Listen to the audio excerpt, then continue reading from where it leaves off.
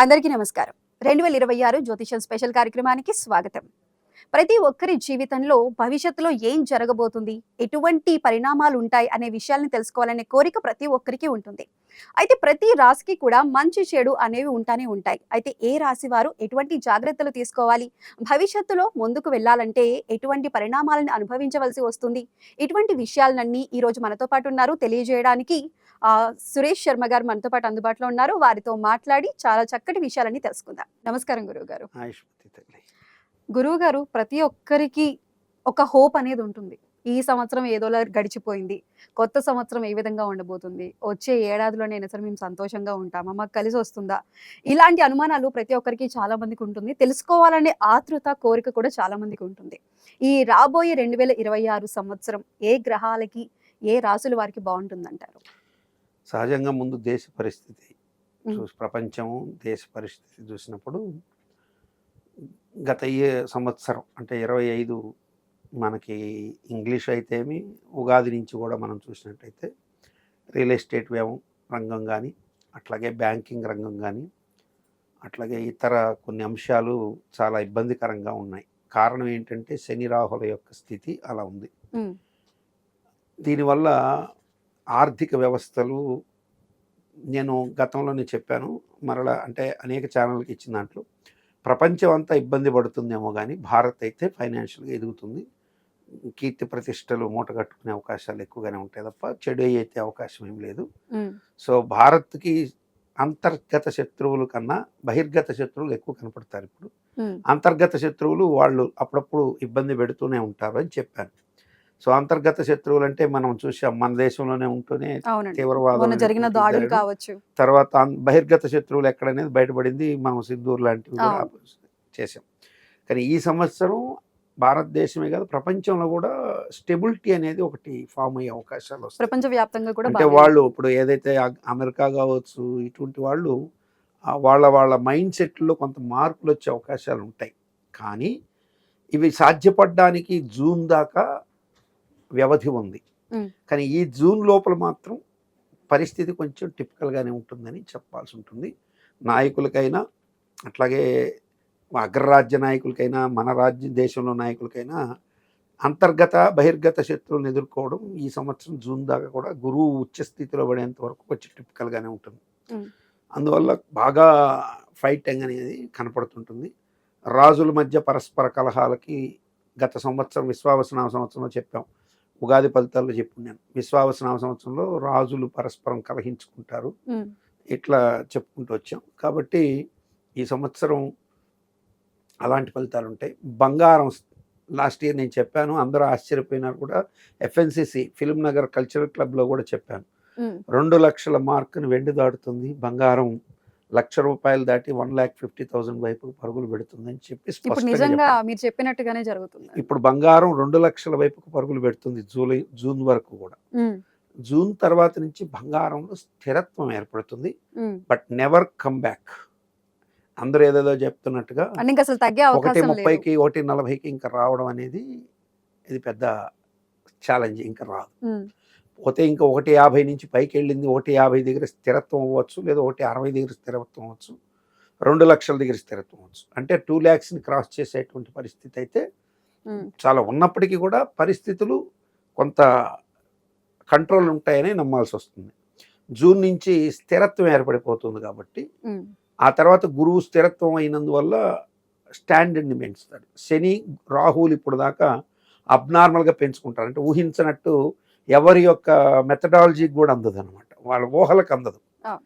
So అది కాంస్యం. తర్వాత వెండి కూడా అట్లాగే పెరుగుతుంది.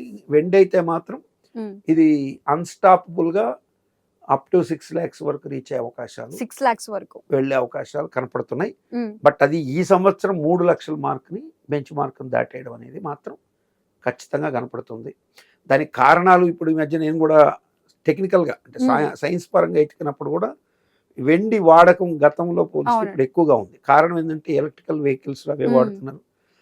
కొన్ని వ్యవస్థల్లో రాగికి ప్రత్యామ్నాయంగా ఈ సిల్వర్ ఎక్కువ ఉత్పాదక శక్తి కలిగి, మిడిల్ క్లాస్ పీపుల్ కూడా బంగారానికి ఆల్టర్నేటివ్ సిల్వర్ జ్యువెలరీ దాన్ని ఏదో మెరుగులు తర్వాత ఇమిటేషన్ జ్యువెలరీలో కూడా ఈ కాపర్ లాంటివి ఆపేసి కాపర్ కానీ బ్రాస్ లాంటివి ఆపేసి ఏకంగా సిల్వర్ సిల్వర్. దాని మీద చేయించుకుంటున్నాడు.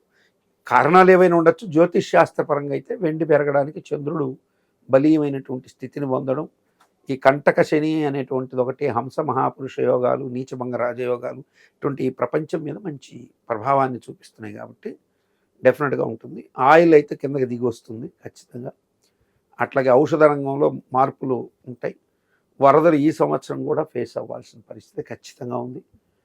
తీవ్రమైనటువంటి ఎండ, తీవ్రమైన చలి, తీవ్రమైన వర్షాలు ఉంటాయని చెప్పి లాస్ట్ టైం చెప్పాను. అదే సాధ్యమైంది. ఇప్పుడు మరలా ఎండ తగ్గింది, కానీ ఈ సంవత్సరం ఎండ బాగా ఎక్కువగా ఉండే అవకాశాలు ఉంటాయి. సంవత్సరం ప్రారంభం మంగళవారం మిడ్ నైట్ కుజుడు బుధుడితో స్టార్ట్ అవుతుంది. మంగళవారం కుజుడితో స్టార్ట్ అవుతుంది. December 31 Jan 1. అంటే మనకి 30th వచ్చేసి వైకుంఠ ఏకాదశి ప్రాప్తించిన రోజు మనకి మంగళవారం, 31 బుధవారం అవుతుంది, 1st తారీఖు గురువు వస్తుంది. కానీ ఉత్సాహంగా ప్రారంభం అవుతుంది అని చెప్పచ్చు. న్యూ ఇయర్లో ఎట్లా ఉంటాయి ప్రతిదీ, కానీ ఈ సంవత్సరం న్యూ ఇయర్ వేడుకల పట్ల ప్రభుత్వం కూడా కొంచెం అప్రమత్తంగా ఉండాలి. ఎందుకంటే శని రాహువులు వర్సెస్ కుజ, ఈ పాపగ్రహాలు ఉద్రిక్తతకి, ఉద్రేకపూరితమైన చర్యలకి, అట్లాగే ఉగ్రవాద చర్యలకి కారణభూతం అవుతుంది. అంటే ఈ ఇయర్ లో అంటున్నారా గురువుగారు? ఈ జనవరి 1 జనవరి 1 కి. సో కాబట్టి ప్రభుత్వాలు, ఏ ప్రభుత్వం అయినా, రాష్ట్ర ప్రభుత్వం కానీ అట్లాగే సెంట్రల్ గవర్నమెంట్ కూడా అలక్ష్యం చేస్తే మూల్యాన్ని చెల్లించుకునే పరిస్థితులు వస్తాయి. కాబట్టి ఎట్టి పరిస్థితులు, ఇప్పటికే గవర్నమెంట్ అయితే చాలా స్ట్రిక్ట్గా మెయింటైన్ చేస్తుందని నమ్ముతున్నాను. బట్ వాళ్ళు ఇంకా కొంచెం జల్లెడు పట్టాల్సిన అవసరం ఉంది. మొన్న ఢిల్లీ వీధుల్లో కదా వాడు యథాచ్ఛగా తిరిగేసినట్టుగా కాకుండా ప్రతి టోల్ గేట్ దగ్గర మాండేటరీగా ప్రతి వెహికల్ని కొంచెం కార్డన్ సెర్చ్ లాగా చేయాల్సిన అవసరం అయితే ఖచ్చితంగా ఉందని చెప్పాల్సి వస్తుంది. అదర్వైజ్ ఇది దేశం యొక్క సార్వభౌమత్వానికి దెబ్బ కొట్టే పనులు చేస్తుంటాడు శని రాహువులు. శని రాహువులు పశ్చిమ దేశాలకి అధిపతులు అనమాట. అందుకని రాహు అంటే హోణ భాష, ఇంగ్లీష్. అందులో తురుష్కుడు అంటారు ఆయన్ని. హోను మేమేమంటామంటే ఆయన్ని హూనుడు అంటాం. హోన భాష అంటే ఇంగ్లీష్. శని వచ్చేసి పాశ్చాత్య కంట్రీ అంటే పడమర వైపు ఉంటారు. నవగ్రహాల్లో కూడా మీరు చూసినప్పుడు వాళ్ళిద్దరు వెస్ట్ వైపు ఉంటారు, కేతువు కానీ వీళ్ళు. సో వీళ్ళ ప్రభావం చేత దేశంలో ఉద్రిక్తతలు సృష్టించడానికి న్యూ ఇయర్ ప్రత్యేకంగా క్రిస్టియన్ మిషనరీస్ని టార్గెట్ చేస్తారు ఈసారి. అంటే హిందువులను టార్గెట్ చేస్తున్నారనే వేలో ఉన్నప్పుడు క్రిస్టియన్స్ లాగా వచ్చి ఏదో ఒకటి చేసి క్రిస్టియన్ సంస్థల మీదకి టార్గెట్ చేసే అవకాశాలు ఉంటాయి. అంటే ఇప్పుడు ముస్లిం ఉగ్రవాదులు క్రిస్టియన్స్ మీద దాడులు చేస్తే ఈ దేశాలను రక్షించలేదన్నప్పుడు చెడ్డ పేరు ఉంటుంది కదా. సో దీనికి పరోక్షంగా వాళ్ళ యొక్క కంట్రీల మద్దతు కూడా లభించవచ్చు. శని రాహువులు ఒకటైనారు అంటే వాళ్ళ మద్దతు కూడా లభించే అవకాశాలు ఉంటాయి. సో అంటే అమెరికా లాంటి దేశాలు వాళ్ళ సార్వభౌమాన్ని కాపాడుకోవడానికి చూసి చూడనట్టు దృష్టి పెట్టిన, వాళ్ళ దృష్టికి వచ్చిన అలసత్వం ఉండడం లాంటిది జరిగితే మా దేశం కాదు కన్నా అన్నట్టు లీనియన్స్గా ఉండడం, ఇటువంటివి జరిగి ఈ దేశం యొక్క గౌరవ ప్రతిష్టలకు మచ్చదిస్తే ఏదో జరుగుతుందన్న ఒక పిచ్చి పనులు చేస్తారు. కానీ రాయితో అద్దాన్ని కొడితే అద్దం ఎప్పుడు పగిలినా దాంట్లో ప్రతిబింబం అయితే పోదు, నిజ ప్రతిబింబం ఒకటి ఉంటుంది ఎప్పటికి కూడా. కాబట్టి భారతదేశాన్ని ఇటువంటి దాడులు ఈరోజు కొత్త కాదు. కాబట్టి దీని ఏదో మనమేదో ఒక పార్టీకి కొమ్ము కాస్తున్నట్టు కాదు. దేశం యొక్క పరిస్థితి, ఈ యొక్క దేశం ఒక బలమైనటువంటి ధర్మం మీద నిలబడిన దేశం కాబట్టి ఈ ధర్మం మీద దెబ్బ కొట్టే ప్రయత్నాలు ఖచ్చితంగా జరుగుతాయని చెప్పాల్సి వస్తుంది. దాన్ని జాగ్రత్త పడాలి. ఇంకా గురువు గారు మీరు చెప్పిన దాని ప్రకారం నెక్స్ట్ మన దేశం ప్రకారం చూసుకుంటే వ్యవసాయ రంగం ఏ విధంగా ఉండబోతుంది? వ్యవసాయం ఈసారి కొత్త పంటలు చాలా బాగా ఇదవుతాయమ్మా. వరదలు వచ్చినప్పటికీ కూడా పంటలకి ఈసారి వరదలకి గతంలో చూస్తే వరదల వల్ల పంటలు దెబ్బతిన్నాయి. ఈసారి వరదలకి పంటకి సంబంధం లేకుండా వరదలు అయితే వస్తాయి. ఆ వరదల వల్ల ఏదైనా ఇళ్ళు వాకిళ్ళు లాంటి ఏదైనా వస్తువులు కోల్పోవడం, ఇళ్ళులు కోల్పోవడం, చెట్లు ఏదైనా ఉంటాయి. కానీ పండుతున్న పంట కోత మాత్రం నష్టం జరగదు ఖచ్చితంగా చెప్పచ్చు. దానివల్ల ఎలాంటి ఇబ్బంది అయితే రాదు. ఖచ్చితంగా మంచి పంటలు, ఎగుమతులకి కూడా మంచి యోగం ఉంది. అట్లాగే వైద్య రంగాలు కానీ ప్రభుత్వ వ్యవస్థ కూడా పటిష్టంగా పనిచేసే అవకాశాలు ఎక్కువగా ఉంటాయి. ముఖ్యంగా మిమ్మల్ని అడగాల్సిన ప్రశ్న ఏంటంటే 2026 సంవత్సరం జాతక ఫలితాలు చాలా మంది చూస్తూ ఉన్నారు. కాకపోతే మన సాంప్రదాయం ప్రకారం ఉగాదిలో సంవత్సరం మారుతున్నప్పుడు మనకొచ్చేది ఇప్పుడు విశ్వవసు పోయి నెక్స్ట్ వచ్చే సంవత్సరంకి మనం జాతకాల్ని సరిచూసుకుంటాం. కానీ ఈ ఏడాది ప్రకారం అంటే 2026 సంవత్సరం అంటే నంబర్ ప్రకారంగా కూడా మనం ఇలా జ్యోతిష్య ఫలితాలు గాని, లేదంటే జాతక ఫలితాలు గాని తెలుసుకోవటం దీని ఇంపాక్ట్ మనకెలా ఉంటుందండి? గతంలో నడిచింది విశ్వావసునామ సంవత్సరం, అవునండి. రానున్నది పరాభవం సంవత్సరం. హ్మ్. పరాభవం అంటే నా ఒక్కడికే కాదు కదండి, అందరికీ. భారతదేశమే కాదు, ప్రపంచవ్యాప్తంగా పరాభవం అనేది దానికి అర్థాలు వేరే వేరే ఉన్నాయి. పరాభవం అంటేనే అవమానపడ్డవని అర్థం, పరాభవం చెందాడు. సో ఇది అమావాస్య ఉదయం 6 గంటల చిల్లరకి వెళ్ళి తర్వాత ప్రాప్తమవుతుంది. మార్చి 19వ తారీఖు గురువారం పరాభవనామ సంవత్సరం ప్రారంభమైంది. కొంతమంది దాన్ని శుక్రవారం కింద 20వ తారీఖు కింద చూస్తున్నారు. కొంతమంది అలా రాసినట్టుగా కూడా అనిపించింది నాకు. ఎవరో చెప్పారు నాకు తెలియదు, నేను కొత్త పంచాంగం ఎవరిని చూడలేదు. కానీ ఉదయం సూర్యోదయానికి అమావాస్య ఉంది కాబట్టి సో అది పోయిన తర్వాత మనకి ఇది స్టార్ట్ అవుతుంది. కాబట్టి సూర్యోదయం అయినటువంటి మొదటి 4 గడియలు లెక్క తీసుకున్నప్పుడు అది వెళ్ళిపోతుంది. పరాభవనామ సంవత్సరంలోని అమావాస్య అదే ఫాల్గుణ బహుళ అమావాస్య వెళ్ళిపోతుంది. చైత్ర శుద్ధ పాడ్యమి ఉదయం 6:52 ప్రారంభమైంది. కాబట్టి 19 గురువారమే ఉగాది.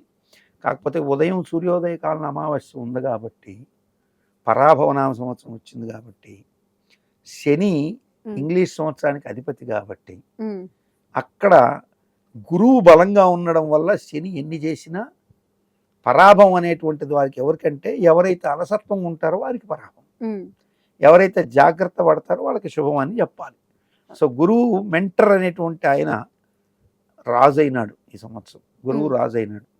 గురువు కాదు వాళ్ళు అనుకున్నట్టు శుక్రుడు అనుకుంటే శుక్రుడు రాజు. గురు శుక్రుల్లో ఎవరు రాజైనా దేశం సుభిక్షంగా ఉంటుందని ఉగాది పట్టి చెప్పారు. మనం యాక్చువల్గా ఇంగ్లీషు సంవత్సరానికి ఏదో ఇప్పుడు చూసుకున్నాం, కానీ మనం చెప్పిన ప్రిడిక్షన్ అంతా కూడా ఇంచుమించు పరాభవనామ సంవత్సరానికి మార్చి దగ్గర నుంచే తీసుకొని ఎక్కువ భాగం చెప్పడం జరిగింది. కాబట్టి మనకి ఇంగ్లీష్లో ఈ 3 నెలల కోసం ఆతృత పడడమే కానీ ఉగాది టు ఉగాది పంచాంగం కరెక్ట్. సో నేను రాబోయేటువంటి నెక్స్ట్ ఎండ్ చెప్పలేదు. డిసెంబర్ వరకు గ్రహాలు, డిసెంబర్లో మార్పు ఉంది, పెద్ద మార్పు, రావుకేతువులు. సో ఇయర్ ఎండ్లో కొన్ని అద్భుతాలు కూడా జరుగుతాయి. అవన్నీ నేను ఇంకా పూర్తిగా రివీల్ చేయలేదు. ఉగాది పంచాంగంలో అవి దాని గురించి డిస్కస్ చేసుకున్నాం. మొత్తానికైతే 8 స్థిరుడు సంఖ్య, కష్టపడే వాళ్ళకి యోగాన్ని ఇస్తాడు. నిజం చెప్తున్నా, కష్టపడే వాళ్ళు అంటే స్వామి మీరేం కష్టపడతారు? ఎస్, నేను కష్టపడింది ఏం లేదు, మేధాశక్తి కష్టపడింది. సో నాకున్నటువంటి ప్రజ్ఞని ఎవరు గౌరవిస్తారో ఈయన చెప్పింది మనం ఆచరిద్దాం అనుకొని నేను ఇంత కష్టపడి చెప్పాను కదా, ఎంత శోధన లేకపోతే చెప్తాను. ఇప్పుడు గురువు పాఠం చెప్పాడు, ఆ పాఠాన్ని నేర్చుకుని నువ్వు కొత్తగా వెళ్ళావు కాబట్టి నన్ను గౌరవించకపోయినా గౌరవించారా పక్కన పడేద్దాం కాసేపు. శక్తి, మేధాశక్తిని వాడేవాళ్ళు, శారీరక శక్తి వాడేవాళ్ళు, గృహిణి వారి శక్తిని ఎవరైతే వాడతారో అందరికీ కూడా, ఎవరైతే శక్తిని నమ్ముకుంటారో ఇంక్లూడింగ్ శక్తి ఉపాసకులు కూడా ఈ సంవత్సరం చాలామంది ఎక్కువ అవుతారు. మీరు చూడండి, కావాలంటే శక్తి ఉపాసకులు పెరిగిపోతారు. అమ్మవారి ఆరాధకులు, వారాహి పూజలని, ఇంకా కొత్త కొత్త అమ్మవార్లందరినీ తీసుకొస్తారు. చూడండి, మీరే అంటారు కరెక్ట్గా చెప్పారు గురువుగారని, కొత్త కొత్త పేర్లు. ఎందుకంటే నేనే కొన్ని పేర్లు చెప్పాలని సంకల్పించి ఆపి పెట్టాను. ఉచ్చిష్ట చాండాళిని, ఉచ్చిష్ట భైరవి, సంహార భైరవి, ఇట్లా కొన్ని అమ్మవార్ల పేర్లు రాజకీయ నాయకులకు ఉపయోగపడేవి, వ్యాపారస్తులకు ఉపయోగపడే కొన్ని అమ్మవార్ల పేర్లు ఎక్కువగా వచ్చాయి. కాబట్టి శక్తిని నమ్మిన వాళ్ళు, తమ శక్తిని మీద విశ్వాసం ఉన్నవాళ్ళు ఈ సంవత్సరం విపరీతమైనటువంటి వస్తారు. ఇప్పుడు దేవుడిని నమ్మకపోయినా స్వశక్తిని నమ్మేవాడు ఉంటాడు. ఖచ్చితంగా స్వశక్తిని నమ్మినవాడు ఈ సంవత్సరం పరాభవం అనేది వాడికి ఉండదు. సో అప్పుడు ఈ జ్యోతిష్యం ఎందుకండి? అది తెలుసుకోవడానికే జ్యోతిష్యం. ఇప్పుడు నేను చెప్పకపోతే నీ స్వశక్తి మీద నీకు నమ్మకం లేక నువ్వు మూలం పడిపోతే, సో నీకు స్వశక్తి ఉంది, దేవుడి మీద నమ్మకం లేదు. కానీ ఇంకొకటి స్వశక్తి ఉంది, దేవుడి మీద నమ్మకం అపనమ్మకంగా ఉన్నాడు, వాడికి ఉపయోగపడుతుంది. కాబట్టి ఎవరికైనా ఉపయోగపడాలి. కాబట్టి డ్యామ్ షూర్గా చెప్తున్నా, ఎవరైతే తమ స్వశక్తిని నమ్ముకుంటారో వారికి అద్భుతమైన ఫలితాలు ఈ పరాభవనామ సంవత్సరంలో ప్రాప్తిస్తున్నాయి. మార్చి నుంచి వాళ్ళ ప్రభ వెలుగుతుంది. బిలో మార్చ్ వాళ్ళు ధైర్యంగా ఉండకండి. నిన్ననే అనుకోకుండా ఒక సినిమా మా వాళ్ళలో పెట్టున్నారు. అదేదో cinema Kannada hero Upendra and ఇంకెవరో రామ్ ఎవరో పెట్టున్నారు. పడు పడు పడు పడు అంటే ఆ డైలాగే నేను చూసింది కాబట్టి పడు పడు పడు పడు పడి పడి పడి లేయి లేయి అని ఏదో ఒక డైలాగ్ విన్నాను. నాకు అప్పుడు అనిపించింది నిజమే కదా, ఎన్నిసార్లు పడతావు, మహా అంటే 2 సార్లు పడతావు కానీ లేస్తావు. పడ్డవాళ్ళు ఎప్పుడు చెడ్డవాళ్ళు కాదనే మాట అక్కడే పుట్టింది కాబట్టి డెఫినెట్గా ఈ సంవత్సరం కింద పడ్డ వాళ్ళందరూ పైకి లేచేదాన్ని చేసే ప్రయత్నాలు సూపర్ సక్సెస్ అవుతాయి. వాళ్ళు పొలిటీషియన్స్ అయినా సక్సెస్ అవుతారు. వాళ్ళ స్వశక్తిని నమ్ముకొని వెళ్ళే వాళ్ళందరూ కూడా 12 రాసుల్లో మీ మేధస్సుకు తగిన గుర్తింపు లభిస్తుంది. మీ టైం ఎంత దరిద్రంగా ఉన్నా మీ మేధస్సుకి మీ శక్తికి మీ యొక్క స్వశక్తికి ఒక గుర్తింపు అనేది మాత్రం ఈ పరాభవన సంవత్సరంలో కలుగుతుందని చెప్పచ్చు. చాలా చక్కగా మా అందరికీ చాలా విపులంగా అర్థమయ్యే విధంగా చాలా చక్కగా ఏ రాశి వారు ఎటువంటి విధంగా ఉండాలి అనే విషయాలని తెలియజేశారు గురుగారు. ధన్యవాదాలు. సుఖీ భవతి.